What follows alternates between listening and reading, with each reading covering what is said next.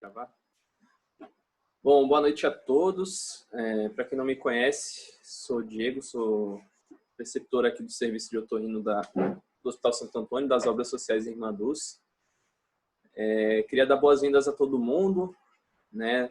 Mais uma sessão clínica nossa, hoje em dia atípico aí, mas por um bom motivo, a aula aí do Roberto. Agradecer a ele de antemão já por ter aceitado o nosso convite, ter disponibilidade. Sei que é difícil, né, dispensar um tempinho para essas aulas, mas obrigado, Roberto. Doutor Eduardo Barbosa, que é o nosso líder hoje, ele teve um contratempo agora, ele vai chegar ao longo da aula, depois ele deve dar uma palavrinha no final, mas pediu para eu avisar a todos, pedir desculpas para você, Roberto, também. Aproveitar aqui o espaço para divulgar que a gente vai ter essa aula disponibilizada no canal do YouTube do Nooba. Agradecer ao Nooba também pelo apoio científico aqui nas nossas sessões clínicas. E aproveitando para divulgar a próxima reunião também, na quinta-feira que vem. A gente vai ter uma aula de radiologia com o Dr. Fábio Gonzalez. Ele já esteve aqui no mês passado também. Vai falar um pouco de patologias da cavidade nasal e rinofaringe. E a doutora Maíra Scarpe, também aí do HC, inclusive, da USP, ela vai também participar dessa aula, vai falar um pouco de patologias da hipofaringe e da cavidade oral. Bom, é isso aí. Roberto, a palavra é sua. Obrigado mais uma vez. Vou só tirar meu som aqui. Vamos lá. Gente, primeiro, queria agradecer ao Diego, em nome do serviço de vocês, pelo convite. Falar que é um prazer estar aqui com vocês na tarde de hoje. Desculpa os contratempos e ter mudado o que é o habitual de vocês, mas devido aos plantões, tudo e toda a mudança de grade que a gente teve no HC, então acabou ficando tudo meio diferente. Tá? Então, obrigado, Diego, obrigado, pessoal do Irmão Dulce e todos que estão aqui acompanhando. O combinado com o Diego foi falar a respeito dos potenciais evocados, o que o otorrino deve saber. Eu tentei fazer um apanhado geral de todos os exames que a gente faz, com ênfase no potencial evocado auditivo. Eu acabei não falando nada sobre eletrococleografia e sobre VEMP, que eu acho que aí ia ficar muito extenso e embaralhar muito a cabeça de vocês. Mas pelo menos falar sobre avaliação auditiva. Então, aplicações clínicas, técnicas e interpretação.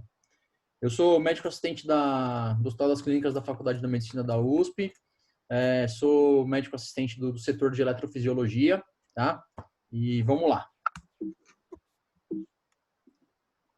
Bom, então a primeira coisa que a gente precisa saber, quando a gente fala de um registro de potenciais evocados, a gente está falando de uma série de hardwares e softwares que vão se comunicar para que a gente tenha esse objetivo final, que é captar essa resposta. Então, primeira coisa, eu tenho um computador e um equipamento gerador de estímulos. Eu tenho um fone que vai ser colocado no paciente. Eu tenho eletrodos também que vão ser colocados no paciente. Esses eletrodos vão ser conectados a um pré-amplificador. O pré-amplificador manda as respostas a um amplificador que vai filtrar e limpar essas respostas e vai devolver essa resposta através de um software. Por que eu falo isso? Nossa, mas que coisa mais simples que você está falando. Eu falo isso porque, assim, muitas vezes, alguns colegas e R1, principalmente, nunca viram fazer um potencial evocado. Então, o pessoal fala, vamos fazer um BERA. Mas o que é fazer um BERA? Como é que se faz um BERA? Então, para fazer um BERA, eu preciso ter tudo isso. Então, eu preciso ter um equipamento, eu preciso ter um computador, eu preciso ter fone, como se fosse uma audiometria, como se fosse qualquer outro exame, tá? Então, é importante que vocês entendam como que é esse funcionamento e como são os equipamentos. Quando a gente fala de classificação de potenciais evocados, a gente pode classificar eles de acordo com a fonte geradora ou de acordo com a latência, tá? Então, de acordo com a fonte geradora, a gente pode estar procurando um potencial que é do nervo coclear ou um potencial de dentro da cóclea. A gente pode procurar um potencial de tronco encefálico ou a gente pode procurar um potencial subcortical ou cortical. Então, são os 3 níveis, os 3 andares que a gente procura essa resposta. Ou a gente pode classificar esses potenciais de acordo com a latência.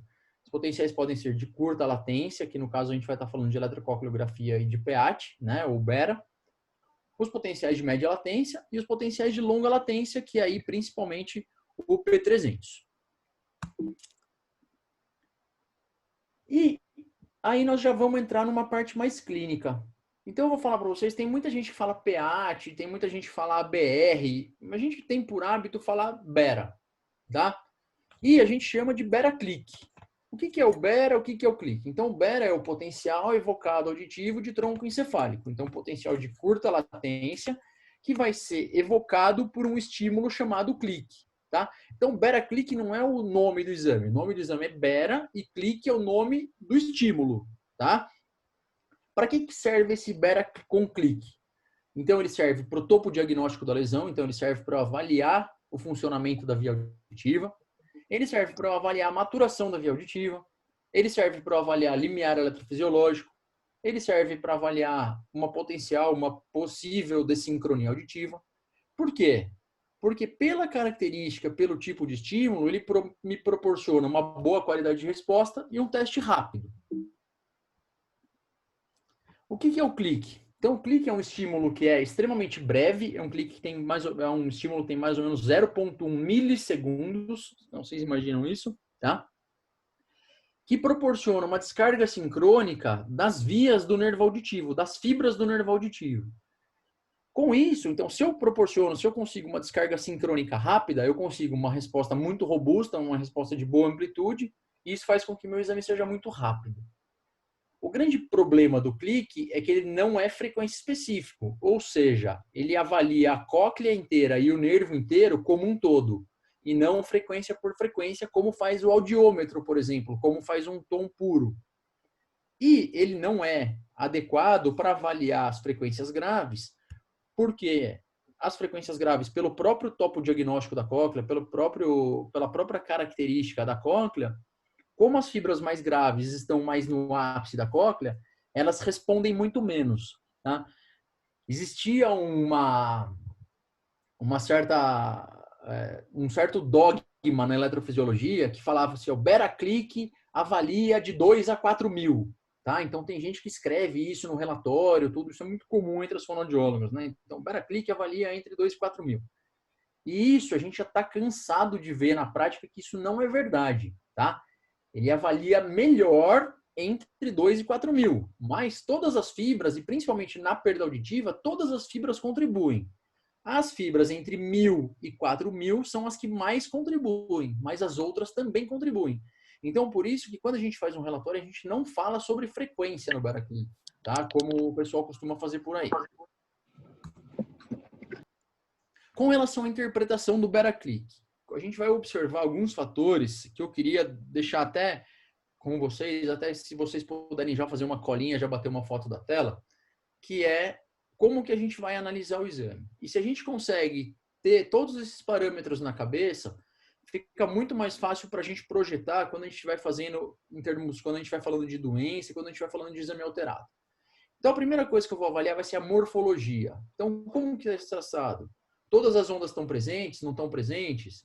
As ondas têm uma amplitude adequada? Tem muito artefato? Então, é a cara dele. Então, se ele tem uma cara boa, se ele está normal, se a morfologia dele é boa. A segunda coisa que a gente vai observar são as latências.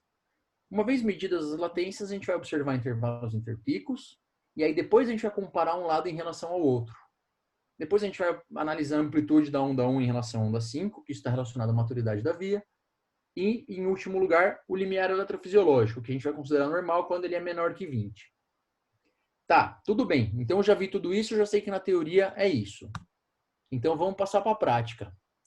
Então, quem já viu um potencial evocador auditivo, quem está acostumado a receber esse tipo de exame, então a gente vai bater o olho aqui nesses primeiros dois traçados dos dois lados. Então, o lado esquerdo e o lado direito. Então, a gente tem, primeira coisa, 2 traçados realizados. Então, a gente tem ondas replicáveis. Isso é um princípio muito importante da eletrofisiologia. Toda vez que a gente tem uma onda, ela precisa ser replicada, ela precisa ser feita 2 vezes, pelo menos. tá? Para que a gente tenha certeza que isso é resposta mesmo. Então, eu tenho a presença de todas as ondas aqui, onda 1, onda 2, onda 3, onda 4 e onda 5. Sendo que as mais importantes e aquela que a gente vai marcar são as ondas 1, 3 e 5. Então, esse é um exame normal, tá? Então, a morfologia é normal. A latência absoluta, o que é a latência absoluta? É o tempo que demora desde o zero Hoje não vai ter até aula da Acrópole, não? o aparecimento da onda. Os intervalos interpicos, que é a distância entre uma onda e a outra. Então, assim, esse daqui, ó, é o intervalo 1,5, ou seja, é o tempo que demorou para aparecer a onda 1 até a onda 5. A amplitude da onda 1 e da onda 5, então a gente espera que no adulto ou na criança maior que 2 anos, a onda 5 seja maior que a onda 1. E, por último, a pesquisa do limiar eletrofisiológico, tá? Então, aqui embaixo eu tenho o limiar eletrofisiológico. E o que é o limiar eletrofisiológico? Qual que é a definição de limiar? É a última onda em que a onda 5 está presente, tá? Então, aqui eu pesquisei em 20 decibéis. E 20 decibéis é mais do que suficiente para eu saber que esse traçado é normal. Então, aí queria que vocês gravassem esse exame na mente, tá? Como um exame absolutamente normal. Vamos aplicar isso daí? Então, eu tenho um paciente, seu José, ele tem 58 anos. Tem uma hipocusia progressiva à esquerda, zumbido à esquerda e hipertensão arterial. Está aqui o exame dele, tá? O que a gente observa nesse exame? A morfologia é igual àquela morfologia que eu mostrei para vocês? Não é. Principalmente do lado esquerdo. Então, eu tenho do lado esquerdo já uma morfologia mais pobre. E quando eu vou avaliar as latências da onda 3 e da onda 5, eu percebo um aumento. Principalmente, por que você está falando que é um aumento? Eu não sei qual que é o normal. Mesmo que você não saiba qual que é o normal, se você comparar ao outro lado, você está vendo que existe uma diferença entre a onda 3 e a onda 5 em relação ao outro lado. E os intervalos interpicos também. Tá? Então, eu vou falar para vocês aqui o normal. O normal, mais ou menos, a onda 1 mais ou menos em torno de 1,5, a onda 3 em torno de 3,5 e a onda 5 em torno de 5,8. Os intervalos, 1,3 mais ou menos 2,4, 1,5 mais ou menos 4,4, 4,5 e o 3,5 mais ou menos 2, 2,2. Tá? Então, esses são os intervalos normais. Depois vai ter uma tabelinha aí para vocês copiarem, para vocês fotografarem se quiserem. Mas vamos lá. Então, o que eu tenho aqui? Eu tenho um mau funcionamento da via auditiva do lado esquerdo. E a isso a gente dá o nome de disfunção retrococlear. O que pode proporcionar uma disfunção retrococlear? Tumores de ângulo ponto cerebelar, então o mais comum aí é o schwannoma, alças vasculares, fratura de osso temporal, presbiacusia, distúrbios metabólicos, distúrbios neurológicos. Tá? Então, eu queria destacar aqui, principalmente para vocês, que esses que eu coloquei em azul são aqueles onde a gente espera, normalmente, uma disfunção retrococlear bilateral. Né? Porque como são doenças sistêmicas, como são alterações sistêmicas, dificilmente a gente espera que ela atinja a via de um lado só. Tá? Então, os 3 primeiros, normalmente unilaterais, e os outros, normalmente, alterações bilaterais. E se eu estiver pensando em alterações cocleares? O mais comum da alteração coclear, eu tenho uma latência da onda 1 normal ou aumentada, principalmente se eu tiver uma rampa, ou até ausência da onda 1. Como que é isso? Então, veja só, eu tenho esse paciente de 48 anos, ele tem um zumbido bilateral com essa queda, com essa audiometria e esse antecedente de exposição ao ruído. Então, ele tem uma perda neurosensorial em agudos, tá? Como é que eu penso? Qual que é o principal indício que me faz pensar que essa é uma alteração coclear? É o IRF, tá? Então, ele tem uma queda, ele tem uma desacusia neurosensorial, mas com o IRF ainda bem preservado. E aí, quando eu faço a avaliação com potencial evocado auditivo, o que eu vejo? Que eu tenho principalmente o aumento da latência da onda 1. E a latência da onda 5, da onda 3 e dos intervalos são normais, tá? Então, esse aumento da latência da onda 1 com os demais latências e os intervalos normais, isso me faz pensar em uma alteração coclear, tá? O que a gente pode pensar em alteração coclear? PAIR, por exemplo, ou então uma presbiacusia sensorial, não neural, tá? Então, esses são os achados esperados por uma alteração coclear. E essa pequena? 2 anos, parto cesárea a termo, peso de 2,5 kg, icterícia com fototerapia, fez a triagem auditiva neonatal, não passou no nascimento, no reteste só passou do lado esquerdo. Tem atraso de desenvolvimento de fala, tem otites de repetição, sendo que o último episódio foi há 3 meses. Foi solicitado um beta-click por via aérea para ela.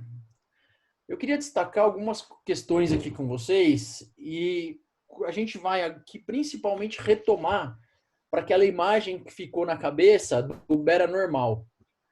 Vocês conseguem notar que tem uma diferença bem marcante de morfologia aqui em 80 decibéis desse exame para aquele primeiro exame que eu mostrei, que eu fiz as medidas para vocês que eu mostrei que eram normais, tá? Então isso é um achado de uma morfologia pobre. Por que morfologia pobre? Porque as ondas são de pequena amplitude, tá? Muito bem. Alguém que pode me interromper qualquer coisa se tiver alguma dúvida. Bom, agora nós vamos analisar as latências. Então eu tenho a latência aqui, ó, 1.95, 4.16 e 6.36. 1.91, 4.24, 6.20 do lado direito. E os intervalos 2.2, 2.2, 4.4, 2.3, 1.9, 4.2. Ou seja, eu tenho aqui aumento de todas as latências, intervalos interpicos preservados e morfologia pobre. O que indica isso? Esses 3 achados, o que chamam a atenção? Para que a gente chama atenção quando eu tenho isso? Isso é um indicador de alteração condutiva, que vai ser reforçada ainda mais pelo limiar, tá? Que o limiar em 50, um limiar aumentado. Então, eu tenho 4 características importantes aqui.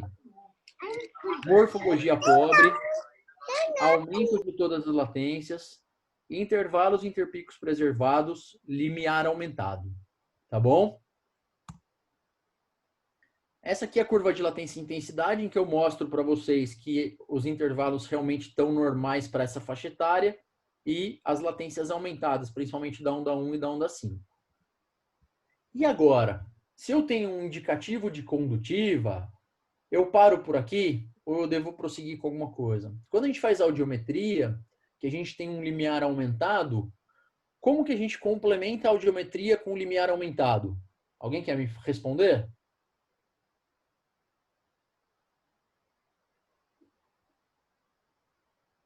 Eu complemento com via óssea, tá? Então, sempre que eu tenho um limiar aumentado na via aérea, eu tenho que complementar com a via óssea. E no BERA é a mesma coisa. Então, sempre que eu tenho um limiar aumentado, eu obrigatoriamente tenho que complementar com a via óssea. E tá aqui a minha via óssea, em que eu vejo limiar em 20 decibéis de um lado, 25 decibéis do outro. Então, isso abriu um gap aí de 20 decibéis, 25 decibéis dos dois lados, tá? Então, eu tenho uma perda condutiva. Então, aí um resuminho para vocês do que são os achados na perda condutiva ao BERA. Aumento das latências, intervalos preservados, morfologia comprometida e limiar eletrofisiológico aumentado. E na avaliação por via óssea, limiar normal. É mais importante em crianças e aí os achados principais que a gente tem. É bem importante a gente lembrar que quando a gente está realizando o exame ou quando você pede o exame para uma criança que tem uma alteração condutiva, se eu faço uma otoscopia e minha otoscopia eu já vejo uma otite média secretora como essa, eu já espero esses achados. Tá? Então, eu já me preparo que eu vou observar essas coisas. A via óssea ela também vai ser bem importante, principalmente para aquelas crianças que têm malformações. Tá? Então, nas crianças que têm malformação, eu vou precisar da avaliação por via óssea, então eu uso esse fonezinho do tipo de vibração, né? O vibrador ósseo, que fica alocado no mastoide, para avaliação da sensibilidade coclear. Então, é o mesmo princípio, exatamente o mesmo princípio que a gente aplica na audiometria. Tá? Fonezinho posicionado, vibradorzinho ósseo posicionado no mastoide, que vai fazer a estimulação direto da cóclea, tá? Então, aí nesse caso, eu vou conseguir diferenciar e abrir o gap, tá?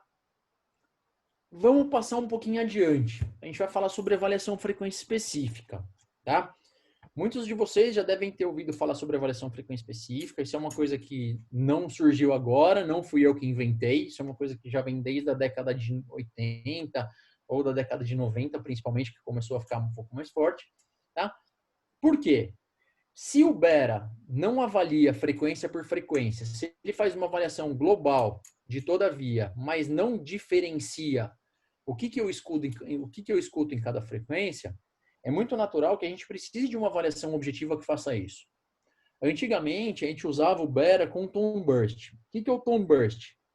É um tipo de estímulo que avalia frequência por frequência. Então, eu tenho tone burst para 500 Hz, eu tenho tone burst para 1000 Hz, tenho tone burst para 2000 Hz. Eu tenho um tone burst com um desenho diferente para cada frequência, tá?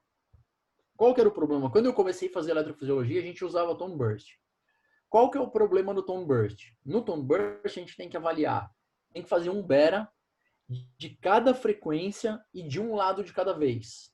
Então, é como se eu estivesse fazendo 8 Beras para cada paciente. Tá? Então, para cada paciente que eu tivesse que fazer uma avaliação de frequência específica, eu tinha que fazer o equivalente a 8 Beras. E aí, então, felizmente, graças a Deus, a partir de 2009, 2010, tá?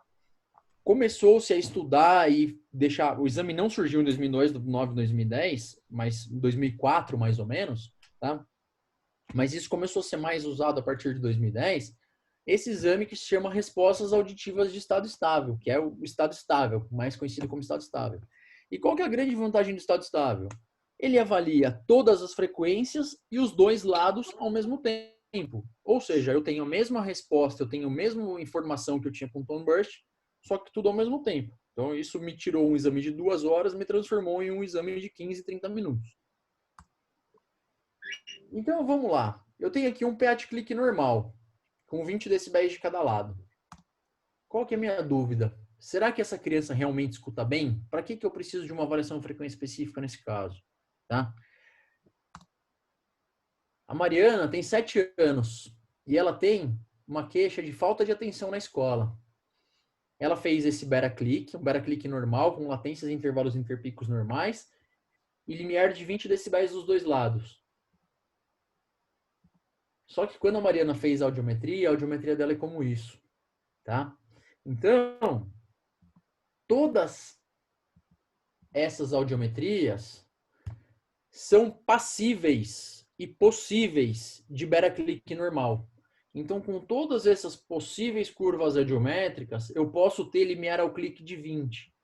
Por isso que hoje a gente já não admite como aceitável, principalmente para uma criança com atraso de linguagem ou criança com alguma dificuldade escolar, o Bera click sozinho ele não é suficiente. Então ele precisa sim sempre ser complementado por uma avaliação de frequência específica, tá? De preferência com estado estável, tá? Porque muitas vezes somente com o Bera click normal eu posso estar deixando passar alguma situação como essas, tá? Eu posso ter realmente uma curva audiométrica normal ou eu posso ter essas outras situações.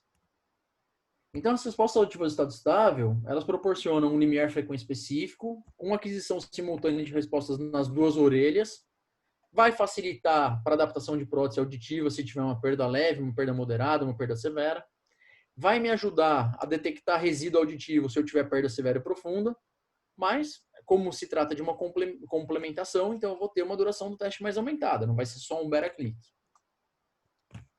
Quando que eu posso realizar a frequência específica? Quanto antes. Tá? Então, já na triagem, a grande vantagem da avaliação de frequência específica, como é um método objetivo, já depois da triagem, já depois da falha da triagem auditiva neonatal, eu já posso fazer a avaliação de frequência específica. E o ideal seria que ela fosse feita até os 3 meses de vida. Para quê?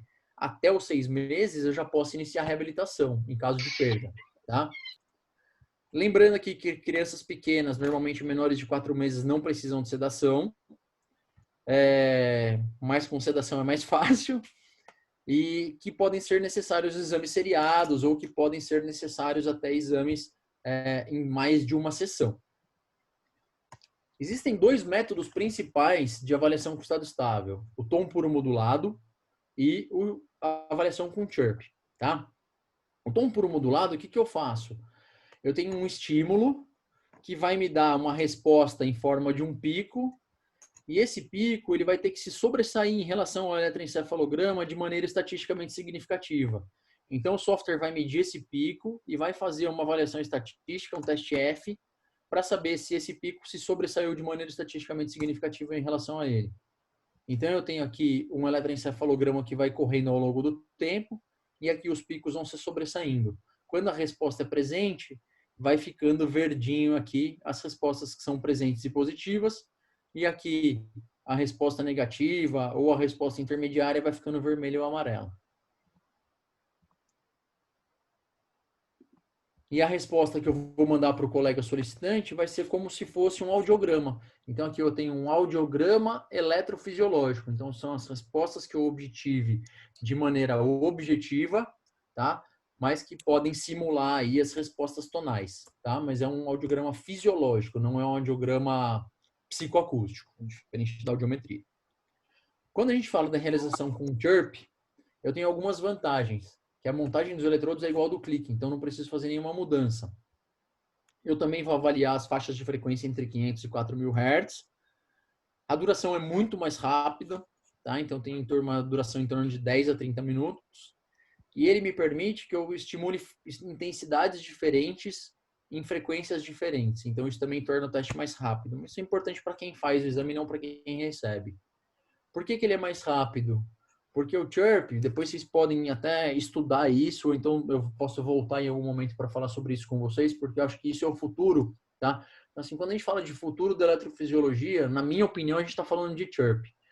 O chirp ele foi um estímulo que foi desenhado para compensar o atraso da onda viajante. Então, toda essa crítica que a gente tem em relação ao clique, que ele não avalia direitinho as frequências graves, o chirp ele compensou isso. Então, ele pegou o estímulo, ele estratificou o estímulo para cada frequência separado e depois ele juntou tudo de novo, tá? E conforme ele junta tudo de novo, ele consegue estimular a cóclea inteira como um todo ao mesmo tempo. E isso faz com que as respostas sejam muito mais robustas ainda, com maior amplitude ainda do que o clique. E isso faz com que o exame seja muito mais rápido do que o clique, tá? O que falta ainda é basicamente padronização. Então, à medida que eu tiver padronização para o chirp, para neurodiagnóstico, para todas essas coisas, muito provavelmente o chirp deve substituir o clique de alguma maneira. Então, eu tenho esse mocinho aqui, o Caio, ele tem 3 anos, suspeita de autismo, tá? Então, com suspeita de autismo, uma criança com provável diagnóstico de autismo, ele não vai conseguir fazer uma audiometria. E ele não fala, ele tem um atraso importante de linguagem. E aí, com esse atraso importante de linguagem, eu preciso saber se é só suspeita de autismo ou se ele tem algum grau de surdez, se ele tem algum grau de perda auditiva. Então, para isso, o BER é mandatório nesse caso. Então, eu faço aqui a avaliação em alta intensidade, eu tenho um Beta-click absolutamente normal, com morfologia normal, latências e intervalos interpicos normais, e 20 decibéis de cada lado. Como eu já falei para vocês, essa criança ela não é capaz de responder adequadamente para uma avaliação frequente, para uma audiometria. Então, essa criança precisa, sim, já que ela está anestesiada, de uma avaliação frequência específica para complementar esse exame.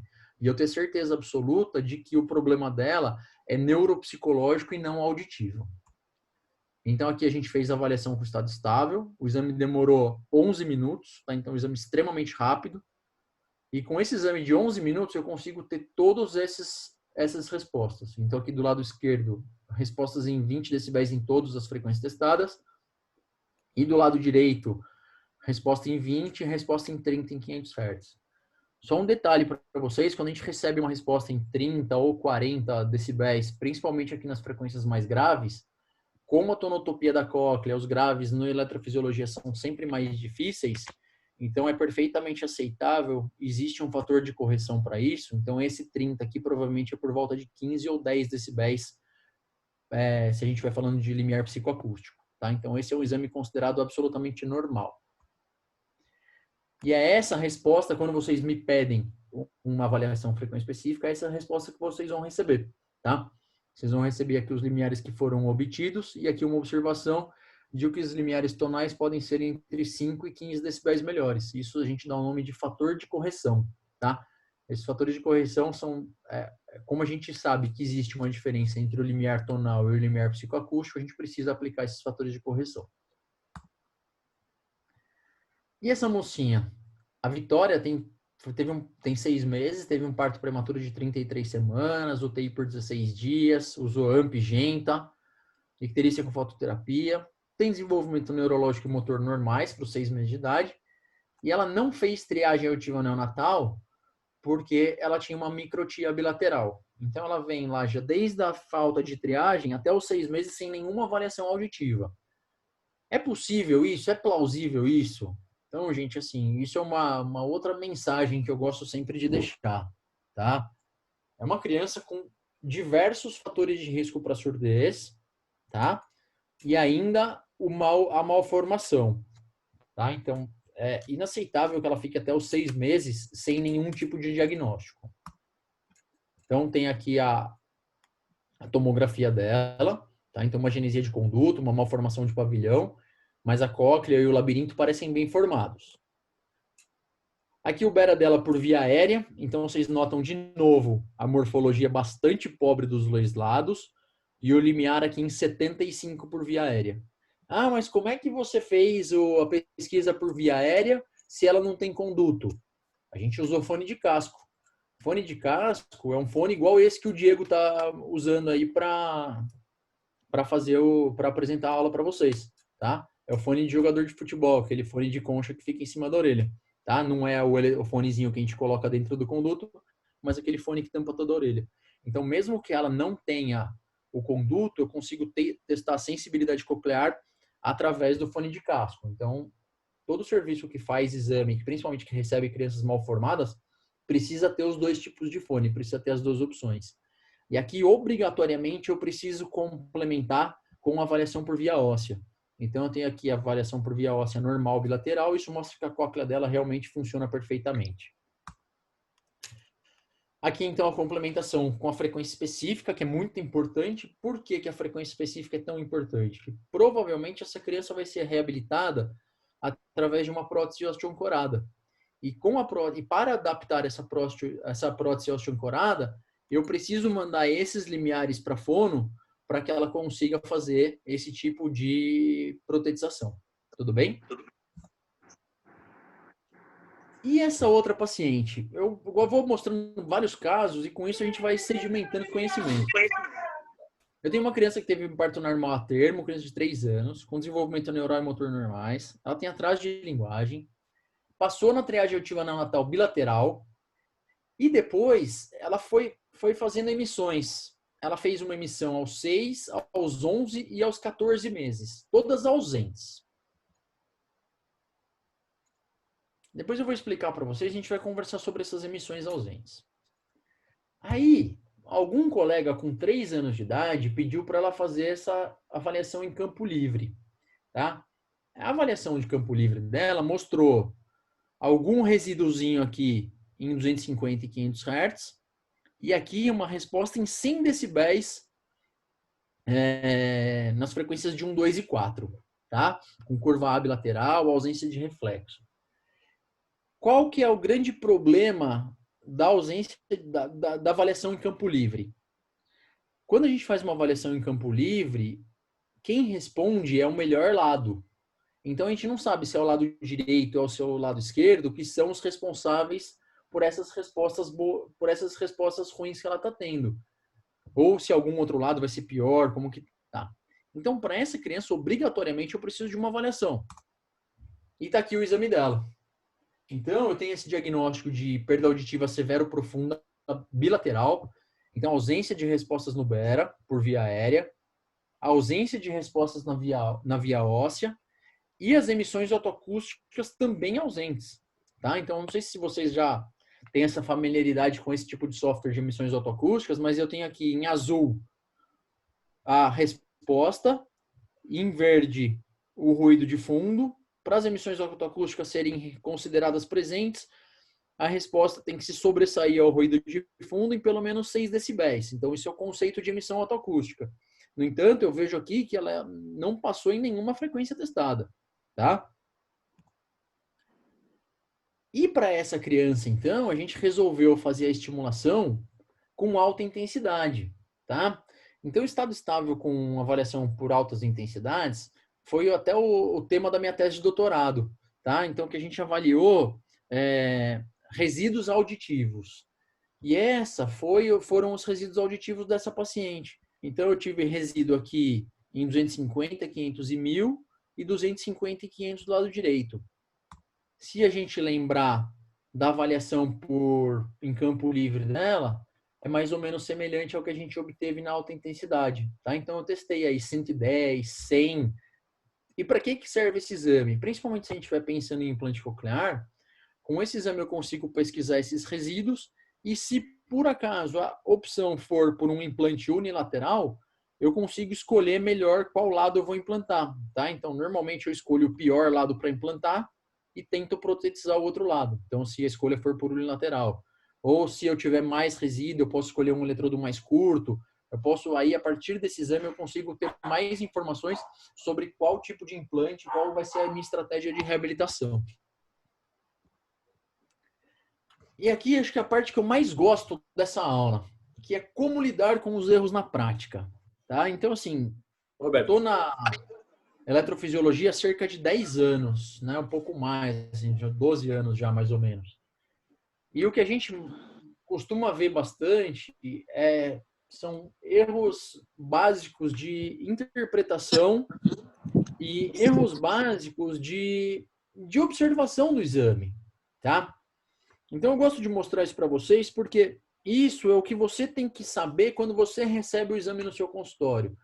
Então, assim, eu não quero ensinar ninguém a fazer BERA, eu não quero ensinar ninguém a ser um eletrofisiologista, a ninguém fazer o exame. Eu quero ensinar vocês a receber um exame no consultório e ver se o exame foi bem feito. Se você conseguir ver se o exame foi bem feito no seu consultório, se você pode confiar nesse exame, eu já estou feliz e satisfeito.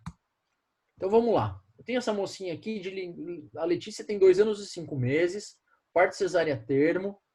O atraso de linguagem que foi notado pelos pais há cerca de 1 ano. Ela tem 2 anos e 5 meses. Ela tem essa triagem auditiva neonatal que ela passou, bilateral. E aí, com 1 ano e 5 meses, foi pedida uma avaliação, uma audiometria comportamental para ela.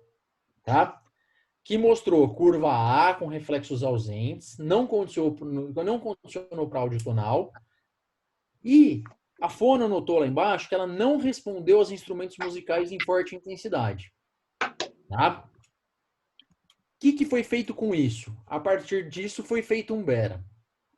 Olha só essa avaliação que foi feita 1 mês depois. Esse exame lembra a vocês alguma coisa daquilo que eu mostrei? Eu tenho ondas replicadas em 80 decibéis. Eu tenho ondas replicadas no limiar. Eu tenho alguma coisa que me chame a atenção que isso daí pode ter resposta? Então, é muito complicado você receber um exame como esse no consultório e falar que é o exame normal. E veio o exame laudado como normal, tá? Com limiar de 30 e essa audiometria que não respondeu em forte intensidade. Então, assim, uma criança que não respondeu para nenhum instrumento musical em forte intensidade, mas que tem um limiar de 30, isso me parece muito estranho, tudo bem? Então, de um lado eu tenho os pais e de outro eu tenho o médico e a mãe. Essa criança foi lá até os 2 anos de idade, não falava, a mãe seguia preocupada com a audição e foi indicado fonoterapia para ela. Então, dos 6 meses até os 2, de 1 ano e 6 meses até os 2 anos de idade, ela só fez fono. E aí, com 2 anos e 6 meses, que foi solicitada uma avaliação para a gente, e aí a gente viu isso daqui. Então, ausência de respostas aos cliques rarefeitos e condensados, dos 2 lados, tá? A ausência de resposta na via óssea, a ausência de respostas nas emissões autoacústicas e a ausência de respostas nas respostas auditivas no estado estável, tá? Então, eu tenho uma criança aí que poderia ter sido feito o diagnóstico lá com 1 ano de idade, quando a mãe notou a alteração, que a mãe falou para vocês, né? Olha, meu filho não escuta, meu filho não fala, a mãe estava falando, estava deixando claro para todo mundo aí, meu filho não fala. Quando a mãe fala, isso está até no Joint Committee, está até no Comusa, que é a preocupação da família. Assim, quando a mãe fala que o filho não escuta, a gente tem que dar valor, a gente tem que pesquisar. E não dá para admitir um exame como aquele. Tá? Então aqui eu vou deixar para vocês como que a gente faz o exame de perda profunda. Então a gente faz um clique rarefeito. Se tem ausência de resposta, a gente repete com clique condensado. Se tem ausência de resposta, a gente complementa com a via óssea. Faz emissão autoacústica. Se elas forem ausentes, a gente faz estado estável. Se elas forem presentes, a gente pensa em eletrococriografia. E a gente pensa em neuropatia e faz eletrococriografia. Tá? Então essa é a nossa estratégia para perda profunda. Tá? Tudo isso eu acho que assim, é muito técnico. Tá? Mas isso tudo poderia ter abreviado muito sofrimento dessa família e poderia ter adiantado muito o diagnóstico dessa criança. Mensagens que esse caso trouxe para a gente. Primeiro, a criança passou na triagem. Passar na triagem auditiva neonatal nem sempre quer dizer audição boa para sempre. Existem vários causos e várias causas de perda auditiva progressiva. Tá? Outra mensagem, escutar sempre a família. Então, se a família está falando, se a mãe está falando que não escuta, vai atrás da mãe, vai pesquisar.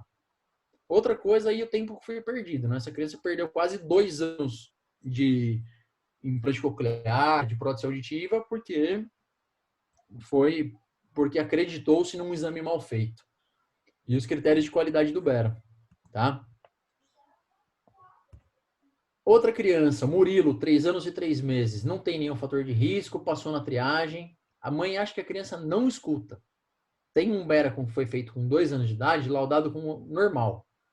Uma audiometria comportamental com 65 decibéis de um lado, 85 do outro, e emissões ausentes 2 meses depois. Tá? O que assim, você tem uma audiometria comportamental com resposta em 65 e 55. Para que pedir uma emissão autoacústica?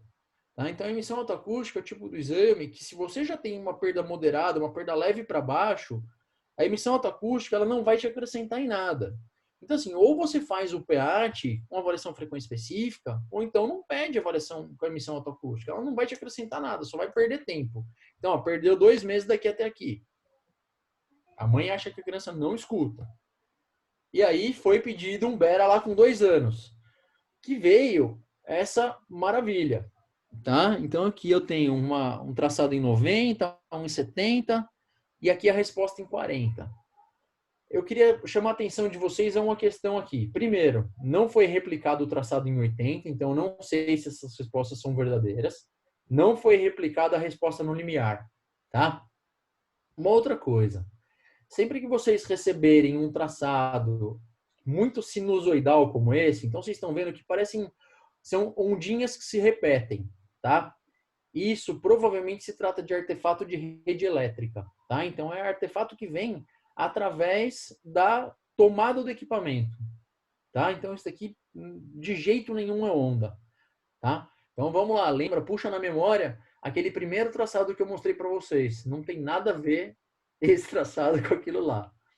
E aí uma outra coisa que me chama muita atenção são as latências. Então eu tinha falado para vocês lá da normalidade, 1,5, 3,5 e 5,5. E aqui eu tenho marcações em 1,3, 3 milissegundos e 4,7. Isso é muito rápido. Nenhuma via auditiva consegue chegar com um estímulo em onda 5 no tronco encefálico em 4,7 milissegundos. Eu costumo falar que essa criança aí é o filho do Flash, tá? Foi muito rápido. E aí o que chama mais atenção ainda é a quantidade de estímulos, tá? Normalmente, para fazer um beta click, a gente usa 2.000 estímulos para cada traçado. Aqui, a colega que fez o exame fez 100 estímulos, 300 estímulos, 190 estímulos. É muito pouco não dá tempo de depurar os artefatos. Tá? Então, sempre que vocês baterem o olho nessas condições aqui, então poucos estímulos, traçados não replicados, latências muito absurdas, já desconfiem que esse exame não foi um exame bem feito. E aqui para o lado esquerdo a mesma coisa. Tá? Então, 500 estímulos, 67 estímulos, 4,3 a latência da onda 5. Então, assim, tudo isso me parece muito incongruente. Então, é isso que você tem que lembrar. Assim, se eu receber um exame como esse, eu tenho que buscar minúcia. Não adianta só ler relatório. É isso que eu queria deixar a mensagem para vocês. Não leiam relatório. Olhe o traçado e olhe a parâmetro. E aqui o colega escreveu, ó. Ausência de sinais sugestivos a nível de tronco encefálico era compatível com a normalidade. Tá? Isso, do ponto de vista legal, isso é gravíssimo, né? Então, assim, eu nunca escrevo compatível com normalidade de nada, tá? Isso deveria ser uma mensagem, assim, para todo mundo que faz exame, qualquer tipo de exame, tá? Então, todas as intensidades estão normais, tá? Então, assim, é muito normal, é muita normalidade, o juiz adora isso. E aí, foi complementado lá com 3 anos, a criança não possui comunicação, e ausência de reflexos em todas as frequências testadas. Emissões ausentes dos dois lados, e aí o nosso Bera, 3 anos e 3 meses. Tá? Então ela estava lá galinhando desde 1 ano e meio de vida, sem falar, e a mãe afirmando que não escuta, para fazer um diagnóstico com 3 anos e 3 meses. Com ausência de respostas dos dois lados, ausência de respostas nas emissões e surdez profunda bilateral. Tá? Então, quando eu fiz essa avaliação frequência específica, eu vi ausência de respostas dos dois lados. Então, aqui a mensagem desse exame. Quantidade de aquisições por teste. Tá? Então, cada vez que eu faço cada aquisição, eu tenho que fazer pelo menos 2.000 estímulos. E latências em intervalos interpicos muito curtos me chamam a atenção também de que isso daqui pode não ser realidade. Tá? O intervalo 1,5 de 3,3, o intervalo 1,5 de 2,8, ele não é possível. Então, reconhecendo o exame de qualidade, eu tenho um neurodiagnóstico. Então, neurodiagnóstico significa traçados em altas intensidades, 80 ou 90 decibéis, 2.000 estímulos por aquisição, 21,1 estímulos por segundo, 2 traçados. Então, um traçado e replica o traçado. Então, sempre tenho que ter 2. Pesquisa de limiar. Um limiar, outro limiar replicado. Então, eu vejo a onda 5 e vejo essa quedinha que vem depois da onda 5. Então, se eu vejo a onda 5 e a quedinha que vem depois dela, e eu consigo replicar isso, então isso é resposta de verdade. E aqui, então, o que eu falei para vocês, que eu ia dar a tabelinha de curva de latências e intervalos interpicos da normalidade. Pode bater a foto, já aproveita para a gente ver. Isso vai ser o valor que vocês vão ter de normalidade. Esses valores foram feitos para nossa casuística, para os nossos pacientes, tá? Óbvio que o ideal seria que cada serviço tivesse a normalidade para a sua população, mas isso mais ou menos serve como um norte para todo mundo, pelo menos na nossa população brasileira. E essa paciente, Michele, 31 anos, zumbido bilateral há anos, não tem queixa de acuidade auditiva, não tem tontura, não tem mais nada, só tem zumbido. Aí eu fui fazer o Bera dela e apareceu isso. Tem resposta aí? Tem alguma resposta? Então, o que eu vejo nesse exame aí é uma ausência de respostas aos cliques rarefeitos e condensados em ambas as orelhas. Só que ela não tinha nenhuma queixa auditiva. Ela só tinha zumbido. Por que eu não obtive resposta nenhuma? Então, sempre frente a um Bera com ausência de resposta, eu posso pensar em algumas coisas. Né? Pode ser uma surdez profunda, pode ser uma sincronização de via, pode ser o fone que não está funcionando, pode ser meus eletrodos que estão incorretos, pode ser alguma alteração neurológica. E aí, a audiometria dela é essa.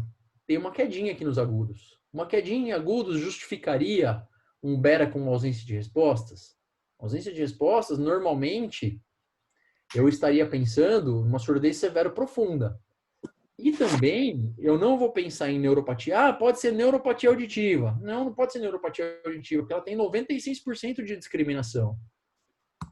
Mas eu esqueci de perguntar para ela se ela tinha alguma doença de base. e ela tinha esclerose múltipla. Tá? Então, a esclerose múltipla é uma condição degenerativa de tronco encefálico, de córtex, que pode cursar, assim, com BERA, com ausência de respostas, ou com uma resposta muito pobre, tá? Então, a, a grande mensagem que esse caso nos deixa é a necessidade de uma história clínica completa. O paciente, o que ele usa de medicação, doença pregressa, cirurgia otológica, e sempre fazer o exame com audiometrias em mãos, tá? Então, isso serve principalmente para quem faz o exame, tá? Mas principalmente para quem interpreta e também para quem interpreta. Então, se eu penso em fazer uma avaliação eletrofisiológica, eu jamais vou pedir um BERA para um paciente adulto sem ter pedido uma audiometria primeiro. Eu posso até pedir os dois ao mesmo tempo, tá? Mas normalmente, como eu faço para os meus pacientes, eu peço a áudio, ele volta com a áudio, e se eu achar que ele tem indicação de BERA, aí eu peço BERA. Então, aqui para a gente só finalizar e concluir. Então, exame de criança. Ondas replicadas em alta intensidade, ondas replicadas no limiar, pelo menos 2.000 estímulos por traçado, um traçado limpo com poucos artefatos e interferências. Marcações devem ser compatíveis com a idade e com a automicroscopia. Então, isso é um bom exame de criança. E o que é um bom exame de adulto? Ondas replicadas na alta intensidade, pelo menos 2.000 traçados, traçado limpo com poucos artefatos, marcações compatíveis com a otoscopia e com a audiometria e compatíveis também com a história clínica. Qual que é a diferença desse para esse? É a pesquisa do limiar. Então, vocês devem lembrar que lá no começo, quando eu mostrei aquele senhorzinho de perda coclear, quando eu mostrei o outro senhorzinho que tinha uma disfunção retrococlear à esquerda, a gente não falou sobre limiar. O BERA no adulto, ele não precisa ser pesquisado limiar. Para isso, eu tenho a audiometria. Então, para o adulto, ele serve exclusivamente para avaliação do neurodiagnóstico, para avaliação da via auditiva. Salvo em casos em que eu preciso fazer uma avaliação objetiva do limiar. Então, aí se eu estiver pensando num simulador, se eu estiver pensando numa surdez psicogênica, aí então o limiar pode ser necessário no adulto, tá? E aí, eu gostaria de fazer uma ressalva muito importante para vocês. Quando a gente faz a pesquisa do limiar de adulto, e sempre quando a gente faz um limiar eletrofisiológico, acho que essa é a mensagem final até que eu gostaria de deixar. Sempre quando a gente faz uma avaliação eletrofisiológica de adulto, toda avaliação eletrofisiológica depende de eletroencefalograma, tá? Então, como eu estou tratando de respostas que vêm lá do tronco encefálico, eu estou falando de eletroencefalograma. E para que eu consiga uma boa resposta em nível de tronco encefálico, eu tenho que ter um eletroencefalograma tranquilo, tá? Por isso que a gente faz o exame das crianças sob anestesia. Então, eu tenho que anestesiar essas crianças para conseguir fazer um bom exame. Porque a criança, se ela estiver chorando, se ela não para quieta, eu não vou ter uma condição de eletroencefalograma adequada. E a mesma coisa serve para esses pacientes adultos. Simuladores, surdez psicogênica, paralisia cerebral, todas essas coisas. Então, muitas vezes a gente recebe pedido de colegas que vêm no ambulatório, paciente com paralisia cerebral, paciente adulto, 50 anos, com paralisia cerebral, síndrome de Down, que não consegue fazer audiometria, solicito porque não para quieto, solicito BERA e estado estável. Não vai dar para fazer também, tá? Não é possível. Por quê? Porque não consegue um estado de relaxamento para eu ter um eletroencefalograma adequado e fazer um exame. Então, isso é muito importante para quem pede o exame. Tá? Falar, o BERA é um exame objetivo. Então, se é o exame objetivo, eu vou pedir e o examinador que se vire. E não é assim. E muitas vezes, até numa dessa do examinador que se vire, você acaba recebendo um exame que vai mais te atrapalhar ou vai mais te enganar do que te ajudar. Então, é muito importante. A mensagem que eu queria deixar para vocês é: sempre que você for pedir um exame eletrofisiológico, por mais que ele seja objetivo, lembre-se sempre que a gente precisa ter condições subjetivas no paciente que favorecem, que possibilitam esse exame, tá? E nem que para isso, então um paciente com paralisia cerebral, um paciente que seja muito agitado, nem que para isso precise ser anestesiado também. Tá? Então existem algumas condições que a gente precisa anestesiar em adulto. para conseguir fazer um exame bem feito, tá? Então, quando a gente não faz eletrofisiologia, mas a gente pede o exame e recebe o exame, a gente tem que saber quando pedir e como interpretar. Então, acho que era essa a mensagem principal que eu queria deixar para vocês. Óbvio que eu não vou conseguir passar tudo de eletrofisiologia em 40 minutos, 1 hora. Dei uma passagem geral e global por todos os exames aí, por tudo que a gente conhece. E queria até me deixar à disposição para o Diego, para o pessoal aí do serviço de vocês. Se vocês quiserem me convidar de novo para falar sobre diagnóstico no adulto, né, das questões otoneurológicas, então para falar de VEMP e eletrocócleo, aí eu estou à disposição, a gente pode combinar um outro dia. Obrigado pela paciência, desculpa se foi muito rápido, mas tentei fazer um apanhado geral, pessoal. Obrigado, viu? Foi ótimo, Roberto. Obrigado, parabéns pela aula, foi excelente. A gente teve algumas perguntas aqui no chat. De antemão, manda. Obviamente, se você puder dispensar mais um diazinho para a gente aí falar de eletrocócleo e VEMP, a gente vai agradecer bastante, a gente combina. Né? Estou super à disposição, assim, eu não coloquei porque senão ia ficar muito extenso. Tá? Sim. Não, mas já de antemão, já combino com vocês, já está aceito. Beleza. Vou te passando as perguntas, tá? Você vai responder. A Cileia Anjos falou aqui, o estado estável substitui a pesquisa por frequência específica? O estado estável é a pesquisa de frequência específica, tá?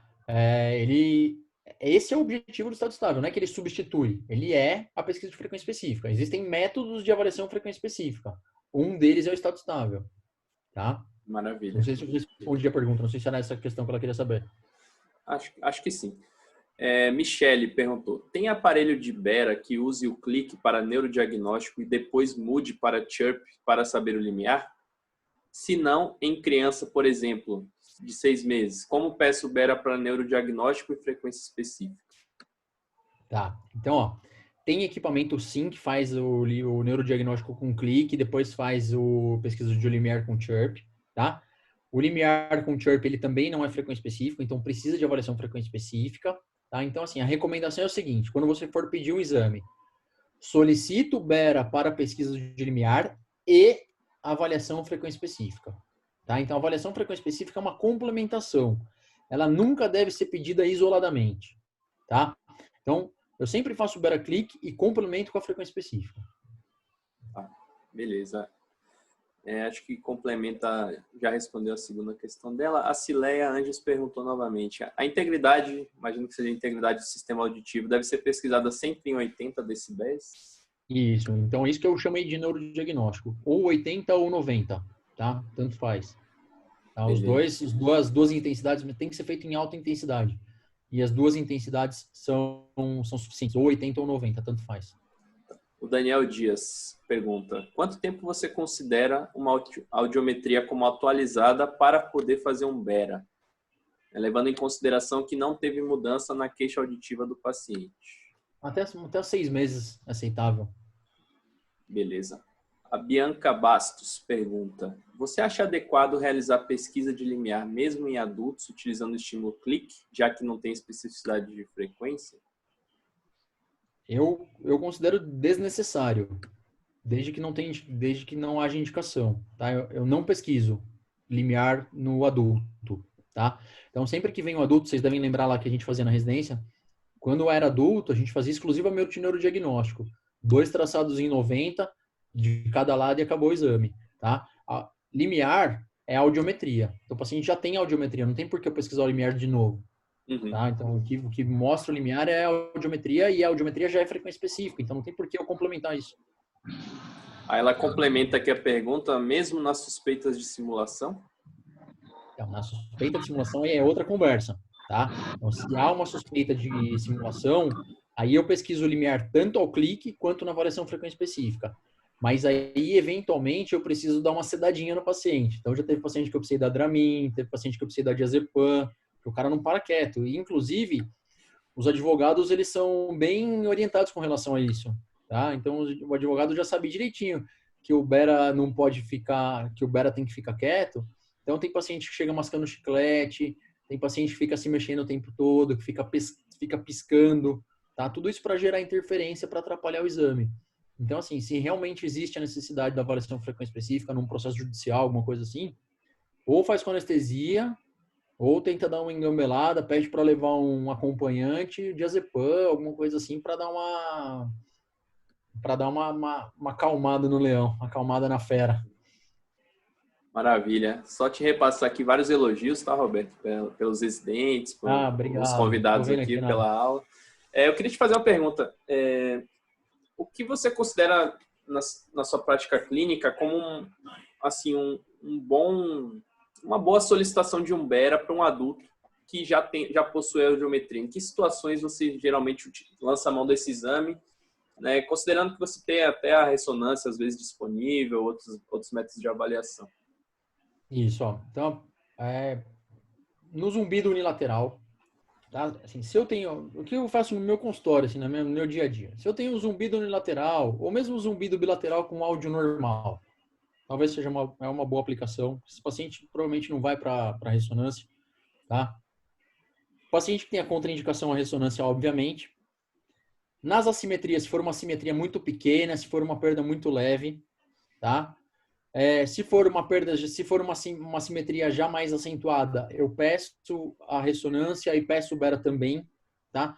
A ressonância, ela me dá o diagnóstico anatômico. O Bera me dá o diagnóstico funcional. Então, eu pedir a ressonância não afasta a necessidade de eu pedir o Bera, porque às vezes a ressonância vem normal. E aí eu preciso de um diagnóstico funcional da via auditiva. Então, uma coisa vai complementar a outra, tá? Nos diagnósticos otoneurológicos, a gente tem feito bastante para essas alças vasculares aí que tem aparecido nas ressonâncias, né? Então, a gente tem tentado adquirir uma experiência um pouco maior para ver se aonde que a alça está tocando, em qual nervo, né? Então, isso talvez seja uma aplicação que a gente vai ver aí mais adiante, né? Mas, principalmente nos casos, eu costumo pedir bastante Bera no consultório para o zumbido com áudio normal ou zumbido unilateral, que não tem nada que me desperte a atenção que possa ser um tumor, né? Quando tem alguma alteração que me sugira tumor, aí é ressonância e eu complemento com Bera também. Maravilha. Bom, acho que não tem mais pergunta no chat, mas se alguém quiser abrir o microfone para perguntar também, acho que vale a pena. Isaac abriu o microfone e vai perguntar. Não, eu só queria, Robertão, agradecer aí a brilhante aula. Tive a oportunidade de assistir várias aulas suas na residência, mas parece que cada vez que eu vejo aula nova, eu aprendo mais um pouquinho. Assim, é um assunto que a primeira impressão que a gente tem assim, é um tanto árduo, mas você facilita bastante o aprendizado. Queria também agradecer alguns presentes ilustres que a gente viu aqui na aula. Teve o Dr. Fábio, lá em Natal, o Dr. Ali, que está aqui acompanhando a gente também, que já nos presenteou também com uma brilhante aula. Dr. Otávio. Enfim, era só deixar essa mensagem aqui. E obrigado, Roberto, pela brilhante aula. Cara, obrigado. Eu que agradeço pelo convite de vocês, Diego, Isaac. Pô, saudade de vocês. Saudade da nossa resenha futebolística tradicional. Né? Sempre com a participação do Dr. Ali também. Né? Verdade. E, cara, dizer que eu estou sempre à disposição e quando vocês precisarem, tenho acompanhado essas aulas aí de vocês. Parabéns pelo serviço que vocês estão fazendo aí, pelo gás que vocês estão dando na residência. Vocês estão engrandecendo e muito, levando bastante essas experiências acadêmicas que vocês tiveram com a gente. E vocês estão levando para a Bahia. E espero que quando as coisas voltarem ao normal, vocês possam me levar para a Bahia também, que vai ser um prazer. Com certeza. Estarei aí. Roberto, antes da gente encerrar, tem uma última pergunta aqui da Michele. Se essas alças vasculares costumam dar alteração no Bera? E se você até puder falar o que geralmente aparece, aí já complementa. Então, tá aí uma boa pergunta. Isso é uma coisa que a gente está tentando buscar e tentando aprimorar. Né? Então, existe um protocolo de pesquisa de alça vascular no HC e que a gente tem feito Bera e tem feito VEMP ocular e cervical. Sinceramente, eu não tenho visto grandes alterações. Se aparecer alguma coisa, o que eu, assim, quando eu faço esses exames desse protocolo, o que eu busco é a alteração da onda 3 e da onda 5, tá? Assim, se você for pensar numa alça que está no nervo coclear, é isso que você vai ver. Você não vai ter alteração na onda 1, que é o nervo coclear proximal, então a onda 1 vai estar normal. Se for para ter alguma coisa, vai ser na 3 e na 5, tá? Sinceramente, eu, assim, nos casos que eu já fiz, nos casos que eu tenho feito, não tenho visto nenhuma alteração, tá? Não sei se é porque não dá alteração ou se é porque essas alças não estão tocando no nervo coclear, estão tocando no vestibular, estão tocando no vestibular inferior ou no vestibular superior. Por isso aí que a gente está complementando com VEMP cervical e VEMP ocular, tá? Então, acho que a complementação aí vai ser uma complementação dos 3 exames, né? Que a gente vai chegar a alguma conclusão. Maravilha. Não sei, acho que não tem nenhuma pergunta a mais. Bom, Roberto, Dr. Eduardo me avisou aqui que o contratempo ele não vai poder chegar a tempo de passar a mensagem final, mas pediu para eu te agradecer. E aí eu também agradeço a você pela disponibilidade, pela aula aí. Espero que realmente tudo isso passe, você possa estar aqui com a gente presencialmente, né, em breve. E aí a gente atualiza também as resenhas de futebol aí. A Ponte Preta não está muito bem não, mas a resenha é válida. Sempre válida, isso aí. Valeu, um abração, tá, Roberto, brigadão mais uma vez. Grande abraço para vocês e obrigado pelo convite. Obrigado pela audiência de todos. Valeu, e até semana um abraço que vem. a todos. Obrigado, pessoal. Obrigado a todo mundo aí pela presença. Valeu, até mais.